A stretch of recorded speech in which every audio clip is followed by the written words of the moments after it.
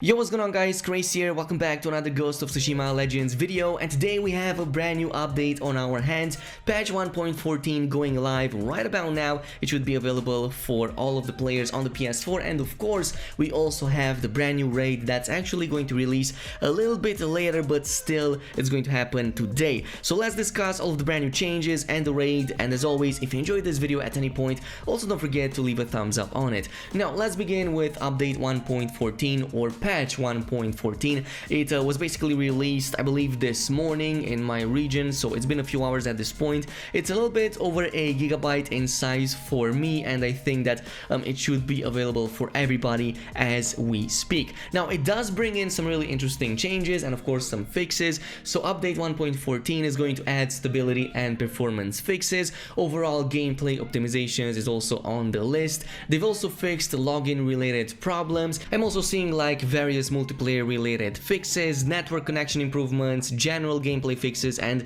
a ton of other minor fixes that haven't been named, but this is basically the update. Now, as I've said, you will need to install this update right now if you want to get access to the raid that's going to happen later today. So actually the raid is going to release Friday, which is basically today at 3 p.m. Pacific time, so that should mean about 9 hours from the time of this video getting posted over on YouTube, give or take maybe like 15 minutes depending how fast I am at kind of recording this and well editing everything and putting it on YouTube. But it does sound very exciting. Of course, as you may or may not know, the new raid is going to be on Nightmare difficulty. You should be able to access it from right this point right here in the menu. It is going to be in the challenge section, and as you probably already know, there's going to be 3 separate parts of it, so you're gonna play each one of these individually, and each one of them will provide some really nice cosmetic rewards and hopefully some increased chances at getting more legendaries, which at this point you probably should have from the other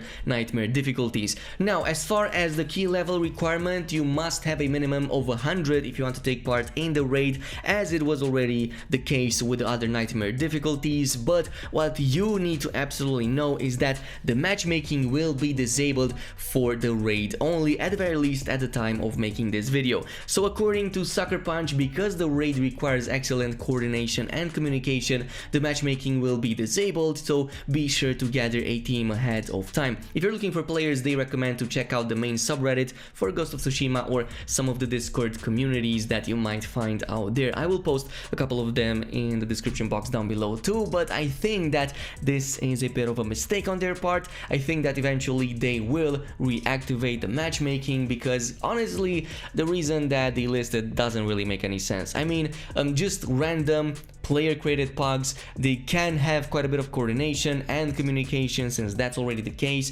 so I think that it's a little bit of a mistake to actually put the raid in no matchmaking zone. But this also raises the question, is it going to be way more difficult than what we have right now? Because by the looks of it, it might just very well be way more difficult, even maybe compared to survival, which was already kind of brutal and not that many people completed that, at least not all of the waves on that one. But yeah, let me know down below if you have completed survival on Nightmare up until this point. Now, the only other thing that I will cover in this video is that there is a huge support for the new update for Ghost of Tsushima. Of course, your expectations should be in check because this is a free update and not the equivalent content of a $60 game. But even in this case, I am surprised by the replayability of the Legends mode. So what I'm really hoping is that all of this support that the game is getting is going to influence Sucker Punch to maybe bring in some even more content in the near future. So up until today, we have some really staggering numbers that even I didn't expect.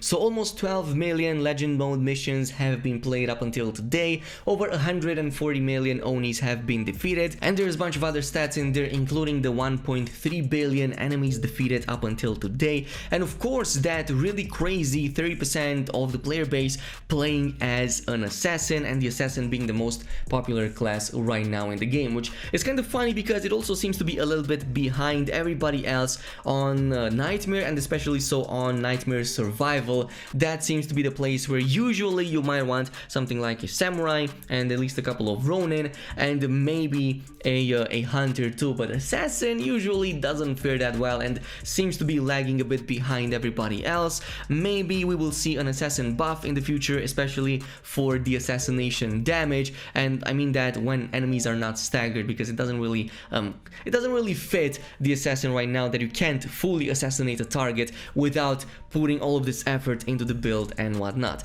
So yeah, it looks exciting. Let me know down below, are you ready for the raid? Are you ready both in terms of your class, your build, your items, but also do you have a team ready for when the raid drops? In the meantime, I'm gonna try to maybe even live stream this weekend. We're gonna try to organize some parties, maybe get some people going, who knows, we will see about that. But in the meantime, if you enjoyed this video, don't forget to comment, like and subscribe, and I'll see you guys in the next one.